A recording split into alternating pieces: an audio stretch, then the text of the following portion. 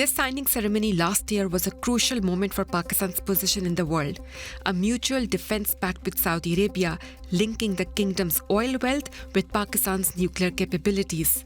It means an attack on one is considered an attack on both, binding the countries together. But just 6 months later, this comforting agreement actually put Pakistan in a very difficult position. Because when at the end of February, Iran was attacked by the US and Israel, its reaction was to strike at Gulf nations, and that included Saudi Arabia. Pakistan's friend and neighbor Iran was hitting its ally, Saudi Arabia. Choosing between them is something Pakistan really doesn't want to do. You can see how it's struggling with this contradictory position in its reaction to the war in the Middle East. The Pakistani government condemned the US and Israeli attacks on Iran. It expressed condolences to Iran for the killing of Supreme Leader Ayatollah Khamenei. But at the same time, Pakistan condemned Iran's attacks on the Gulf countries, including Saudi Arabia. The Prime Minister's spokesperson said this to Bloomberg. If and when whatever is needed from Pakistan vis-a-vis Saudi Arabia, Pakistan will be there before it's needed. Pakistan's impossible situation is perfectly illustrated by its votes in the United Nations Security Council. It voted for a resolution condemning Iran's attacks on Gulf nations, but also for another condemning the violence which didn't name the US or Israel but was taken as criticism of them. How did Pakistan end up in this position? Pakistan and Saudi Arabia have long maintained close ties in many areas. Saudi Arabia is home to the holiest places for Muslims, and therefore the bonds between the two countries are long-standing, and they are based on religion, shared interests, defense relationship, and of course an economic relationship. Saudi Arabia is also home to millions of Pakistanis who send huge remittances back home. In 1998, the kingdom reportedly provided Pakistan oil for free to cushion Western sanctions after its underground nuclear bomb test. It's an established economic relationship. Recently, as Pakistan's economy has faced turbulence, it has had to rely on Saudi financing as well as the Saudis placing deposits in Pakistan's central bank to shore up its reserves. Political ties are often expressed as military cooperation.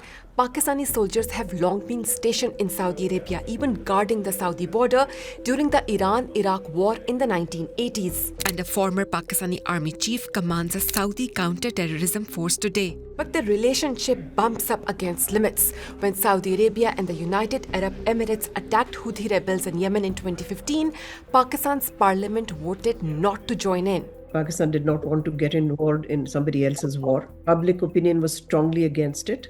Parliament was called into session for consultation by the government of that time. And from Parliament, we heard unanimous opinion that Pakistan should not join this war, and of course it didn't. But another factor played an important role. The Houthis are backed by Iran, and Pakistan wanted to avoid antagonizing its neighbor. The same is the situation right now. We do not want to become a part of the conflict equation of the Middle East, but at the same time, we are very committed to Saudi Arabia. We are very committed to the Gulf states. We are very committed to good relations with Tehran. The most immediate considerations for Pakistan when it comes to Iran run along this 900-kilometer long border between them. That's where the Pakistani province of Balochistan meets Iran. The border cuts through territory inhabited by the Balochs, an ethnic group which lives on both sides of the border. Armed Baloch separatists have been fighting for autonomy in Iran as well as Pakistan. Both countries have in the past felt that the other country allows militants to be based on their side of the border. Islamabad worries hostilities with Iran or an unstable Iran could create problems for Pakistan on the border. Naturally, there is a concern about any kind of ungoverned space opening up, which then allows some of these militants to have free rein, as it were. Because at the moment, of course, on both sides, governments try to control and contain any kind of cross-border actions. That may become more difficult to do if there are chaotic conditions and there is a spillover of that chaos into Pakistan's side of the border. Chaos did erupt in Karachi after the US and Israeli offensive killed Iranian Supreme Leader Ayatollah Khamenei. Some demonstrators even tried to storm the US consulate there. Iran is predominantly Shia, and roughly 20% of Pakistan's population are of Shia faith. Islamabad is sensitive to their feelings towards Iran. Pakistan is, of course, in a security pact with Saudi Arabia, but has also called Iran, assured them of their support, refuses to become a part of active conflict with Iran, allows all demonstrations that are pro-Iran. So Pakistan has been able to do this balancing act because of the demography. The color of the demography is such. But since the start of the war against Iran, support for Tehran can be found across the country. I think public opinion in Pakistan is overwhelmingly pro-Iran. It is pro-Iran because that is the country against whom aggression has been committed and illegal war has been imposed by the United States and Israel. So opinion here, and that transcends the sectarian, cleavage. It doesn't matter whether you are a Shia or a Sunni. Public opinion is what we are seeing is a national response, and that response is reflected in comments in the media, in our print media as well, and you can see that also in the stance that political parties have taken, which is one of solidarity with the Iranian government. So Pakistan has this complicated balancing act between its relationships with Saudi Arabia and Iran.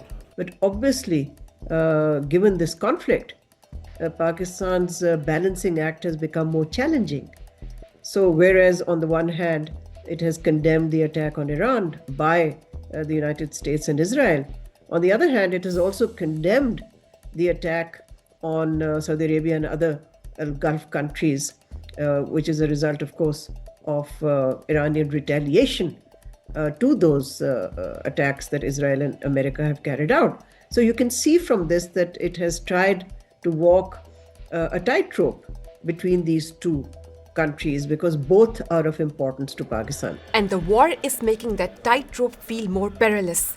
What will Pakistan do? Could taking a role as mediator be an option? I have no information about what messages may be passed through Pakistan between Saudi Arabia and Iran. There's a great deal of speculation out there. What is clear is that Pakistan wants this conflict to end as soon as possible. It wants the parties to take the path of negotiation.